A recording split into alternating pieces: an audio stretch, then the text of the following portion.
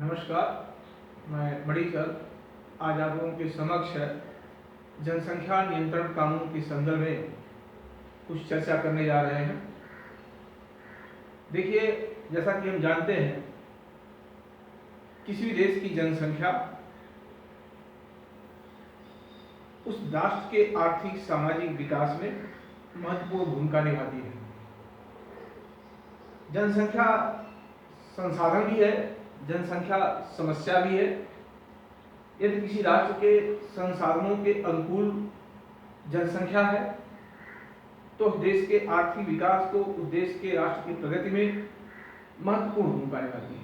लेकिन यदि संसाधनों के तुलना में जनसंख्या का दबाव अधिक है तो निसंदेह ही वो एक समस्या के रूप में देखी जा सकती है। आज हम पहले वैश्विक जनसंख्या के संदर्भ में चर्चा करें। आज विश्व के जो विकसित राष्ट्र हैं, जैसे आप पश्चिमी यूरोपीय देश देख लीजिए, या America, Argentina, Australia, America, Canada, Australia, Argentina जैसे जो देश हैं, इनके पास संसाधन की अधिकता है, जनसंख्या का दबाव कम है, पूंजी और तकनीकी अधिक है। इससे यार ये राष्ट्र क्या है, विकसित राष्ट्र की श्रेणी में आते हैं। मानव विकास सूचकांक में ये उच्च स्थान प्राप्त किए हुए हैं। जो यूरोपीय कंट्रीज हैं, ये भी विकसित देश के श्रेणी में आते हैं। इनके पास संसाधन सीमित है, जनसंख्या का दबाव अधिक है, लेकिन पूंजी और तकनीकी की उपलब्धता के चलते ये भी विकसित राष्ट्र की श्रेणी में आते हैं। लेकिन जब हम भारत जैसे देश के संदर्भ में चर्चा करते हैं तो हमारे सामने इसकी उलट स्थिति है। भारत के पास संसाधन सीमित है, जनसंख्या का दबाव अत्यधिक है, पूंजी और तकनीकी की सुलभता उतनी अधिक नहीं है जितना विकसित देशों में है। और यही कारण है कि आज हम विकासशील देशों की श्रेणी में आते हैं। भारत के संदर्भ में आज हमारी चर्चा करनी है कि जनसंख्या नियंत्रण कानून क्यों आवश्यक है। जैसा कि हम जानते हैं कि भारत विश्व का दूसरा सबसे बड़ा जनसंख्या वाला राष्ट्र है। आज अगर हम देखें तो वर्तमान स्थिति है कि भारत में 1 अरब 39 करोड़ की जनसंख्या निवास करती है, चीन से थोड़ा कम। आज विश्व की लगभग 20% आबादी भारत में निवास करती है। अगर हम चीन का कंपैरिजन करें तो चीन की जनसंख्या थोड़ा सा हमसे अधिक है, लेकिन चीन के पास जो संसाधन है, जो उसका भू आकार है, भारत की तुलना में काफी अधिक दिखाई देता है। तो हम चीन से कंपैरिजन न करें कि चीन की जनसंख्या अधिक है, भारत का भी कम है। हमें अपने देश के बारे में सोचना है। देखिए, भारत की जनसंख्या जो विस्फोटक स्थिति रही, वो स्वतंत्रता के पश्चात तेजी से बढ़ती गई। स्वास्थ्य सुविधाओं में तेजी से सुधार हुआ, मृत्यु दर में कमी आई, लेकिन जन्म दर में अपेक्षाकृत वृद्धि नहीं, जन्म दर में अपेक्षाकृत कमी न होने के कारण जनसंख्या तेजी से बढ़ती गई। 1961 और 71 में देश की जो कुल जनसंख्या वृद्धि थी 10 की, वो सबसे अधिक थी, 24.8%। 71 से भारत की जनसंख्या में थोड़ी वृद्धि दर में थोड़ी गिरावट आनी शुरू हुई, लेकिन भारत की टोटल जनसंख्या अगर देखते हैं तो जनसंख्या लगातार बढ़ती है। अगर पिछले जनगणना का डाटा देखा जाए तो 2001 से 2011 के बीच 18 करोड़ से अधिक आबादी जो है देश में बढ़ी। आज भी भारत की जनसंख्या वृद्धि दर प्रति वर्ष 1.6 के आसपास है। भारत में जो जनसंख्या वृद्धि है वो तेजी से बढ़ती जा रही है। संसाधन हमारे पास सीमित है। आज हम देखते हैं कि भारत में विश्व की 20% आबादी निवास करती है, विश्व के 2.4% भूभाग पर। विश्व की 20% आबादी 2.4% भूभाग पर। हमारे पास जल संसाधन कितना है? जल संसाधन 4% है। वन संपदा कितनी है? 2.5% है। कृषि भूमि कितना है? 11.6% है। अर्थात हम क्या देख रहे हैं कि जनसंख्या की तुलना में चाहे वो कृषि भूमि का एरिया हो, चाहे वो खनिज संपदा हो, चाहे वो हमारा वन संपदा हो, चाहे जल संसाधन हो, सभी जो है उसके तुलना में काफी कम है। और ये जनसंख्या का दबाव हमारे संसाधनों पर तेजी से बढ़ता जा रहा है। इससे हमारे समक्ष एक साथ कई समस्याएं उभर करके देखी जा रही हैं, सामने आ रही है। आज जनसंख्या वृद्धि के कारण केंद्र या राज्य सरकार की जितनी योजनाएं लागू की जाती हैं वो उतना सफल दिखाई नहीं दे रहा है, क्योंकि हम जो प्रयास करते हैं उसके तुलना में लगातार देश की बढ़ती आबादी उन प्रयासों पर पानी फेरता हुआ दिखाई दे रहा है। कभी जनसंख्या वृद्धि के दर बारे में पूर्व प्रधानमंत्री श्रीमती इंदिरा गांधी ने कहा था कि जैसे बाढ़ का पानी हमारे विकास योजनाओं को प्रतिवर्ष बहा ले जाता है, वैसे देश की बढ़ती हुई जनसंख्या हमारे सारे विकास पर नीतियों पर पानी फेरता हुआ दिखाई देता है। जिस कानून को बहुत पहले लाने की आवश्यकता थी, उस कानून को आज समझा जा रहा है। ये देश का दुर्भाग्य है। आज जनसंख्या भारत की जो है एक विस्फोटक स्थिति पर है। भारत की डेमोग्राफी तेजी से बदलती हुई दिखाई दे रही है। भारत में विभिन्न धर्म जात संप्रदाय के लोग निवास करते हैं, जिनमें जनसंख्या की जो वृद्धि है अनुपात वो अलग अलग है। इससे भी देश के अंदर कई प्रकार की समस्याएं उत्पन्न होती दिखाई दे रही हैं। अब आप सोच समझते हैं कि हमारी आबादी लगातार बढ़ रही है। देश में प्रतिवर्ष करोड़ों युवा रोजगार की तलाश में भटकते हुए दिखाई देते हैं। हम जो भी प्रयास करते हैं वह प्रयास हमारा सफल दिखाई नहीं दे रहा, जिसके परिणाम में आज हमारे समक्ष बेरोजगारी भी है, गरीबी भी है, बेरोजगारी भी है हमारे साथ, गरीबी भी है, आर्थिक सामाजिक विषमताएं भी तेजी से देखी जा रही हैं। तमाम प्रकार की आंतरिक सुरक्षा समस्याएं भी उत्पन्न होती दिखाई दे रही हैं। ये जो भी कारण है, ऊर्जा संकट की समस्या है। भाई आबादी बढ़ेगी, ऊर्जा की मांग बढ़ेगी, खाद्यान्न की मांग बढ़ेगी, जल की मांग बढ़ेगी। कहने का मतलब क्या है कि हमारी आबादी जिस रेशियो से बढ़ रही है उस रेशियो से हम संसाधनों का विकास नहीं कर पा रहे हैं, जिससे देश में एक आर्थिक सामाजिक पिछड़ापन भी देखा जा रहा है। तमाम प्रकार की सामाजिक समस्याएं भी उत्पन्न होती दिखाई दे रही हैं। हमें जानते हैं कि देखिए किसी भी राष्ट्र के लिए दो विषय बहुत महत्वपूर्ण होता है, सुरक्षा और विकास। सुरक्षा एवं विकास, ये दोनों शब्द जो है जनसंख्या से कहीं कहीं जुड़े हुए हैं। अगर देश में बेरोजगारी होगी, गरीबी होगी, बेरोजगारी गरीबी इसलिए बढ़ेगी कि जनसंख्या वृद्धि लगातार बढ़ रही है, उसकी तुलना में हम संसाधन का विकास नहीं कर पा रहे, तो बेरोजगारी और गरीबी बढ़ेगी। उससे देश के अंदर अपराध बढ़ेंगे, भ्रष्टाचार बढ़ेंगे, तो हमारी आंतरिक सुरक्षा समस्याएं भी गंभीर होंगी।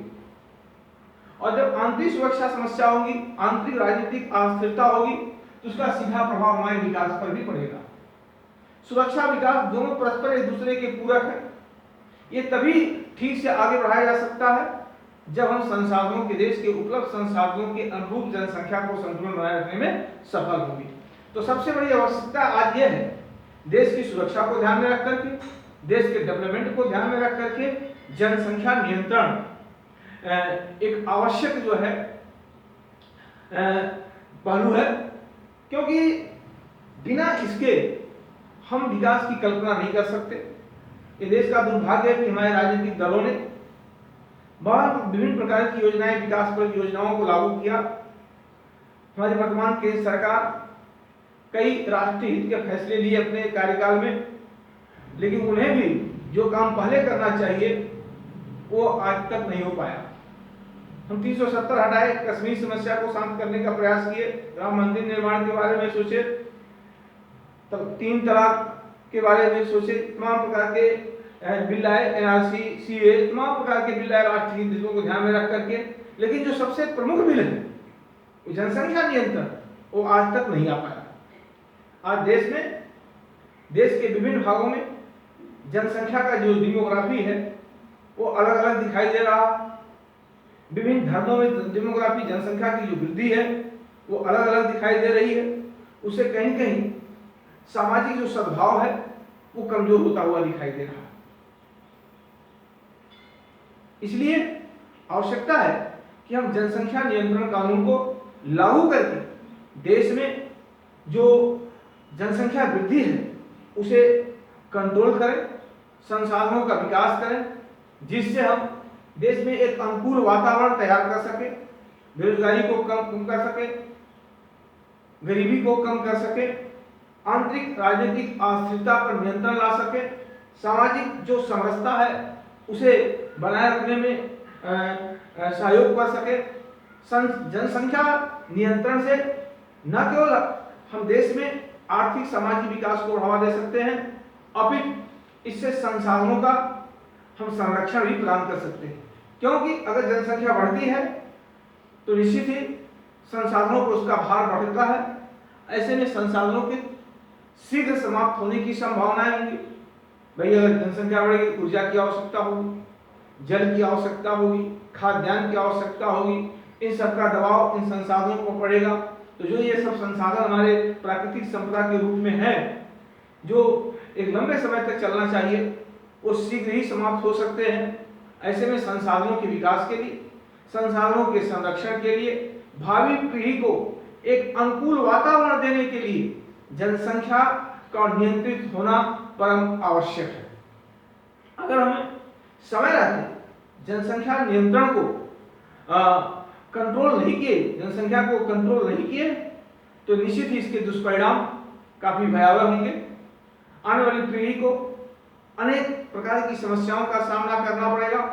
भारत में जब बेरोजगारी बढ़ेगी, गरीबी बढ़ेगी, सामाजिक असमानता बढ़ेगा, धार्मिक कट्टरता बढ़ेगी, तो देश में अस्थिरता का वातावरण बढ़ेगा और हमारी एकता, अखंडता, हमारी संप्रभुता वो भी खतरे में दिखाई देगी।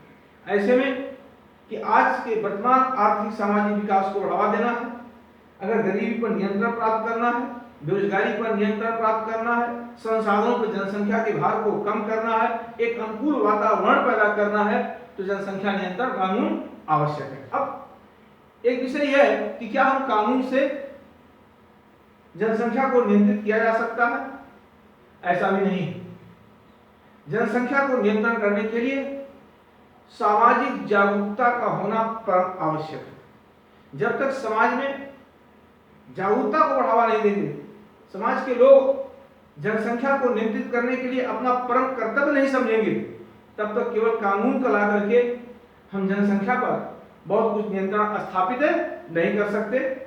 आज आप देखिए, केरल एक देश राज्य है जहां पर लगभग 30% मुस्लिम आबादी है, इसी के नियर अबाउट आपका ईसाई है, इसी के आसपास हिंदू है, लेकिन वहाँ साक्षरता अधिक है, सामाजिक जागरूकता है। तो आज वो जनसंख्या के वृद्धि दर देश में सबसे कम पाया जा रहा।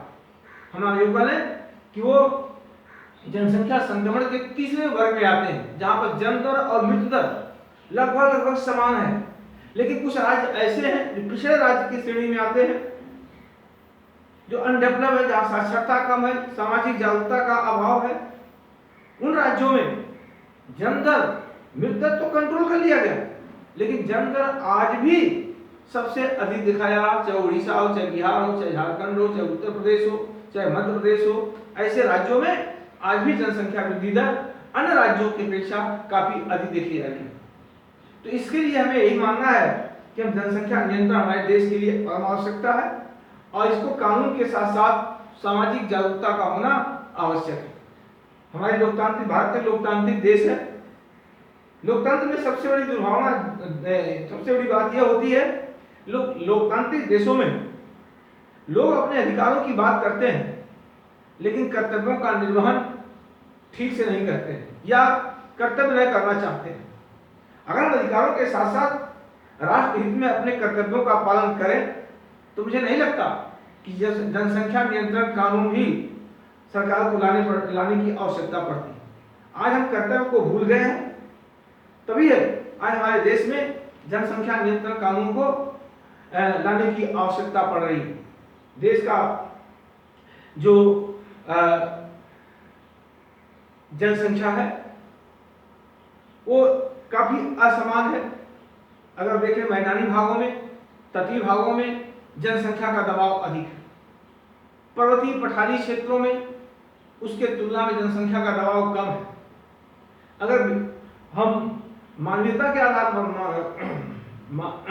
सामाजिक आधार पर देखें तो एक वर्ग में जनसंख्या वृद्धि, हिंदुओं की जनसंख्या वृद्धि 10% है, तो मुस्लिम की आबादी जनसंख्या वृद्धि 30% से अधिक दिखाई दे रही है। ये जो अंतर है ये कहीं न कहीं भविष्य में हमारे देश के अंदर सामाजिक संघर्षों को, विभिन्न समुदाय और धार्मिक संप्रदायों के बीच कहीं न कहीं संघर्षों को बढ़ावा देगा। हमें यह भी ध्यान देने की आवश्यकता है, जहां पर इनकी आबादी तेजी से बढ़ती हुई है वहीं पर सबसे अधिक संघर्ष दिखाई दे रहा। उन्हीं समाज में सबसे अधिक गरीबी दिखाई दे रही, बेरोजगारी दिखाई दे रही, और जहां गरीबी बेरोजगारी होगी वहां निस्संदेह ही अपराध को जन्म होगा, भ्रष्टाचार को मिलेगा, समाज विरोधी, राष्ट्र विरोधी गतिविधियों को बढ़ावा मिलेगा। तो राष्ट्र में शांति, स्थिरता और विकास को लाना है, सुरक्षा को सुनिश्चित करना है, तो जनसंख्या को नियंत्रित करने की आवश्यकता है। बिना इसके हम सुरक्षा और विकास की कल्पना नहीं कर सकते हैं, और ऐसा करने के लिए कानून के साथ साथ जन जागरूकता का होना आवश्यक है। यह राष्ट्रहित का विषय है।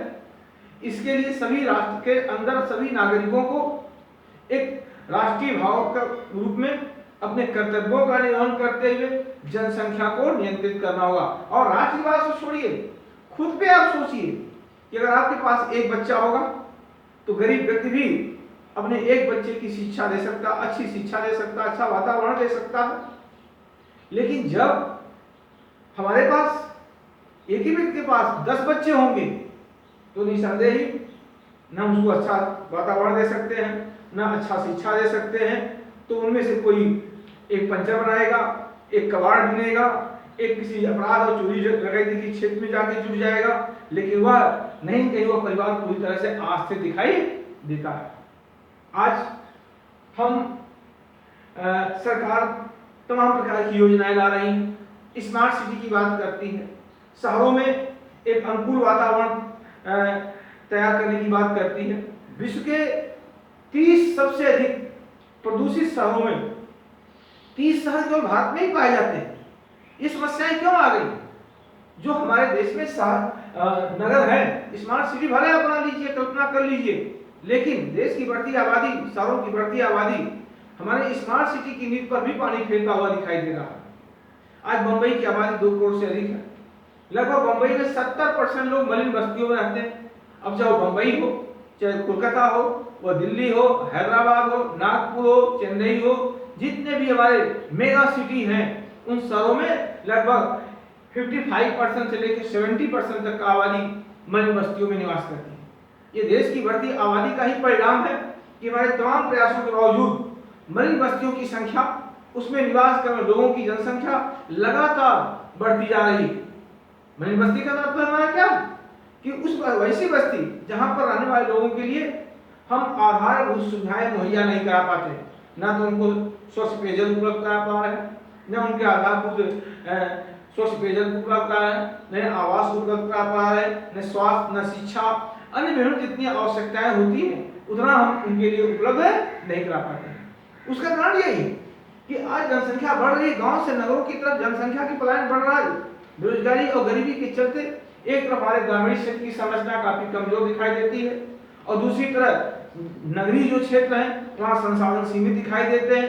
उन संसाधनों की तुलना में जनसंख्या का दबाव अधिक है, इसलिए देश में नगरीकरण नहीं हो रहा, छद्म नगरीकरण हो रहा। छद्म नगरीकरण का हमारा आशय कि संसाधनों के अपेक्षा जनसंख्या का दबाव अधिक।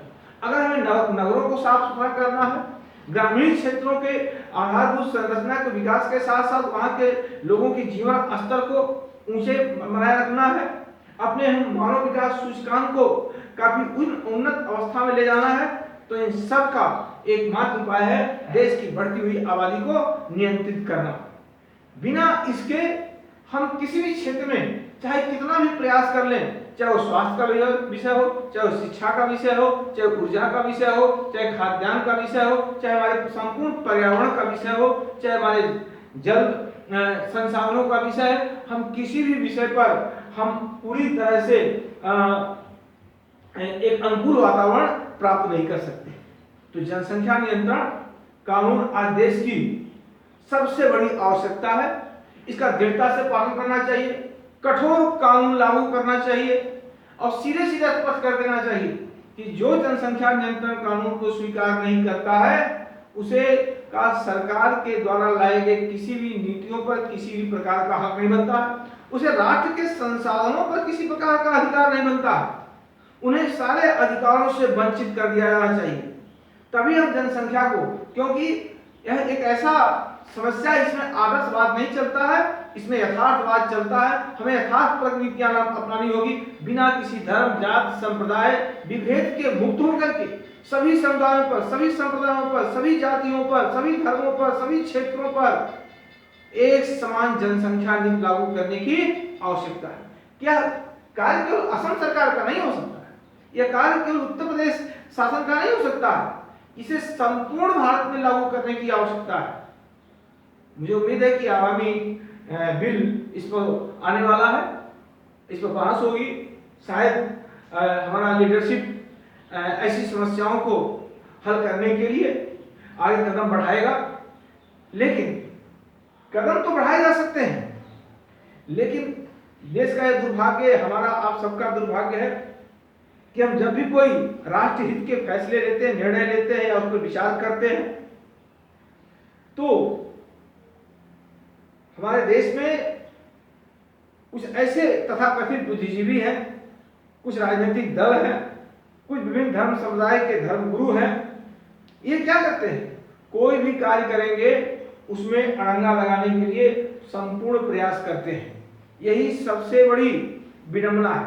आज जब जनसंख्या नियंत्रण कानून को लाने की बात की जा रही है तो आश्चर्य होता है कि समाज का एक बड़ा वर्ग, एक बुद्धिजीवी वर्ग, जो प्रोफेसर है, जो लॉयर है, जो एक राजनीतिक सत्ता से शीर्ष पर बैठा हुआ व्यक्ति है, वो ऐसे कानून का विरोध करता है, वो अनाप तर्क देता है। जब समाज का ऐसे लोग जो देश की सबसे गंभीर समस्याएं हैं उस पर जो है एक नकारात्मक जो है विचार प्रकट करते हैं, तो हमारे सामने कहीं कहीं जनसंख्या नियंत्रण पर एक बड़ा प्रश्न भी खड़ा होता है।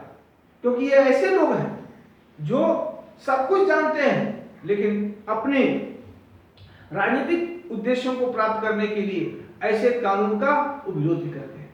अभी कानून आएगा तो इसका एनआरसी की तरह, सीए बिल की तरह इसका भी विरोध सड़कों पर लोग करेंगे कि नहीं, ये कानून गलत है, एक संप्रदाय विशेष के लिए, एक धर्म विशेष के लिए। अरे भैया, सोचना चाहिए ये किसी धर्म संप्रदाय विशेष के लिए नहीं, ये राष्ट्र हित के लिए है। और इस कानून के दायरे में कोई एक धर्म संप्रदाय नहीं आ रहा, इस कानून के दायरे में सभी धर्म, सभी संप्रदाय, सभी क्षेत्र के लोग आ रहे हैं।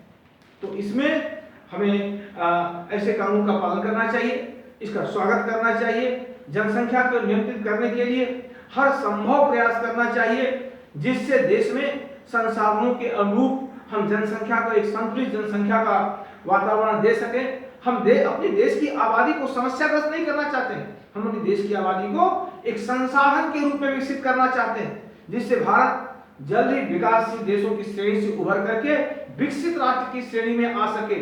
भारत की जनसंख्या ऐसी हो जो भारत के संसाधनों के अनुरूप हो, जिसे हम एक स्वच्छ वातावरण दे सके, जिनके सामने एक साथ जितनी समस्याएं उसको समाधान करके उसकी उपलब्धियों को ला सके, चाहे खाद्य सुरक्षा सुनिश्चित कर सके, ऊर्जा सुरक्षा सुनिश्चित कर सके, आवासीय सुरक्षा सुनिश्चित करें, आर्थिक सामाजिक के क्षेत्र में जितने भी विकासपद योजनाएं हैं उसे सही तरीके से लागू करके देश में एक अनुकूल वातावरण पैदा करें। अगर ऐसा नहीं करेंगे तो निसंदेह ही देश की बढ़ती आबादी देश को एक अस्थिरता की तरफ ले जाएगा और फिर हमारी श्रेणी, हमारी जो वैश्विक स्तर पर जो हमारा सूची है वो निचले पायदान पर होगा किसी भी क्षेत्र का। तो ऐसे में जनसंख्या का नियंत्रित होना आवश्यक है, और नहीं हुआ तो हम भी अफगानिस्तान हो जाएंगे, पाकिस्तान हो जाएंगे, अफ्रीका के रवांडा, बुरुंडी, कीनिया, इथियोपिया बन सकते हैं, सोमालिया बन सकते हैं। निर्णय देश की जनता को करना है कि मैं अमेरिका बनना है या सोमालिया बनना है। उसके दोनों विकल्प आपके सामने खुले हुए हैं। इस विकल्प की तलाश, और हर कोई अमेरिका बनना चाहता है। मतलब हम विकसित होना चाहते हैं, ये हमारा सोच है, लेकिन कर्तव्य हमारा जो यहाँ आता है, हम उसका निर्वहन नहीं करना चाहते। हमें पाकिस्तान की तरह जनसंख्या को एक समस्या के रूप में विकसित नहीं करना, अफगानिस्तान की तरह जनसंख्या को एक समस्या के रूप में विकसित नहीं करना है। जनसंख्या को एक संसाधन के रूप में विकसित करने की आवश्यकता है, और जनसंख्या तभी संसाधन विकसित हो सकती है जब हम जनसंख्या पर कंट्रोल कर सकते हैं। तो आज का जो हमारा विषय विमर्श है कि जो जनसंख्या है वो नियंत्रण आवश्यकता यही है कि हमारे पास जनसंख्या का दबाव अधिक है, संसाधन सीमित है, जिससे देश के समक्ष एक साथ अनेक समस्याएं उत्पन्न होती दिखाई दे रही है। हमारे स्वतंत्रता से लेकर अब तक जितने भी प्रयास किए गए, विकास पर सामाजिक विकास की जितनी योजनाएं लागू की गई, वो जितने लागू होने के बावजूद हम बेरोजगारी, गरीबी, इन अन्य आर्थिक सामाजिक पिछड़ापन, प्रादेशिक असमानता, तमाम चीजों पर हम आज भी काफी समस्याग्रस्त दिखाई दे रहे हैं। ऐसे में हमें धर्म, जात, संप्रदाय से ऊपर करके जनसंख्या पर नियंत्रण आवश्यकता है, जिससे हम अपने विकास पर नीतियों को आगे बढ़ा सकें, देश में एक अनुकूल वातावरण पैदा कर दें,